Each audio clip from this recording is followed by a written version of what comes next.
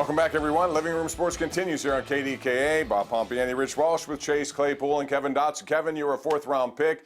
Not many people may have known your name, but they did know that you were, as you're called in college, a people mover, but you also moved trucks. I mean, literally pulled trucks. Tell us about that. Just part of the circumstances. I couldn't find any weight rooms. I couldn't do anything for a few weeks before I found a place to work out. So I just had to find a way. Just didn't want to lose anything I've gained over these few months of training. So, I just did a lot of, prison workouts, pushing heavy stuff, pulling heavy stuff, and just doing what I can. Hey, Chase, let me ask you something. Your story is rather unique. You don't see many Canadian football players. At least that doesn't seem to be a recruitment ground for a lot of teams in the NFL. How did you get people to notice you playing football in Canada, and what did it take? Anything extraordinary beyond just playing the game and having people talk about you? Did you have to go to other lengths to try to get attention? Yeah, a little bit of luck with my recruiting process. I was never really looking to get D1 offer. I was never really expecting to get a D1 offer coming from where I came from. So I just put together a highlight film that I was going to post on Facebook for friends and family to watch. Posted it. A friend of a friend saw it, and he knew some scouts in the States, and he sent the film to some people. A couple weeks later, I got an offer from Nevada, and that kind of kickstarted my camp circuit there. So once I started doing the camps and going to the States and doing some passing tournaments, my name kind of got out there. But it all started with that Facebook video that I posted just for fun. Kevin, you strike me as someone who, when you get motivated, you want to prove people wrong. So I'm curious, I don't believe you were invited to the Combine.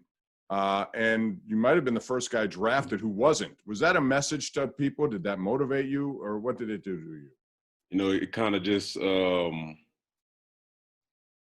kind of motivates me to know that me putting my hard work in actually does pay off. I didn't get invited to the Combine, but it kind of motivated me in my workouts. It got me to finish reps and things like that. If I would have been thinking about not doing a rep, I can just say it in my mind that, you need to finish this rep because you know what, you didn't get invited. So that's just always been a big chip on my shoulder. Chase, you're one of those targets that I think every quarterback loves to have. Ben Roethlisberger likes big targets. Their red zone had fallen off last year to where it was number 1 2 years ago. What will you bring to this offense?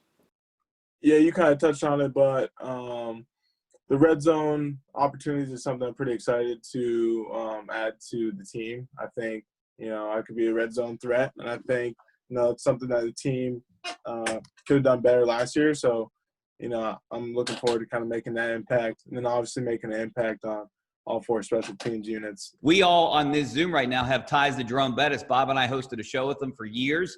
He went to Notre Dame, and he's your favorite player, right, Kevin? Yes, sir. How did you pick Jerome Bettis? It kind of all started off for me just being being in Little League, and we always used to just play pick-up tackle. So I felt myself as Jerome Bettis, because I was just a bigger kid running over other kids, and I felt like people couldn't stop me, and I was just like saying, I'm the bus, and I'm the bus. So obviously, Kevin, your nickname can't be the bus now. What is your nickname then? What are you going to be, like the tractor trailer, or what's bigger than a bus? not too much. I never really had a true nickname. People just recently started calling me the people mover. So I might just roll with that one. So, I never really had a real one. So start somewhere. Chase, I want to ask you this because I know Rich was talking about Jerome, but we also did shows with Heinz Ward, who's a big-time Steeler fan favorite here. But you are one of those guys who you're not just going to catch passes. I mean, I've seen video of you pancaking people. How much of a smile does that bring to your face when you can do that to someone on the other side of the field?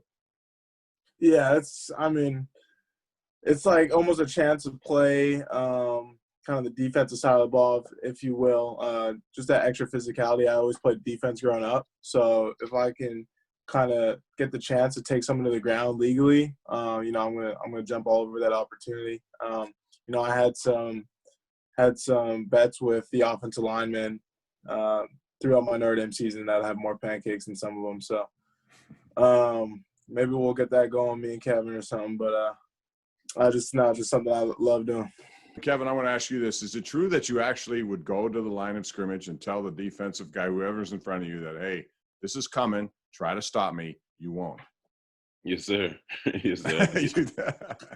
It's one of those things that it just demoralizes the defensive lineman to know that he had no bearing on the play. He couldn't do anything.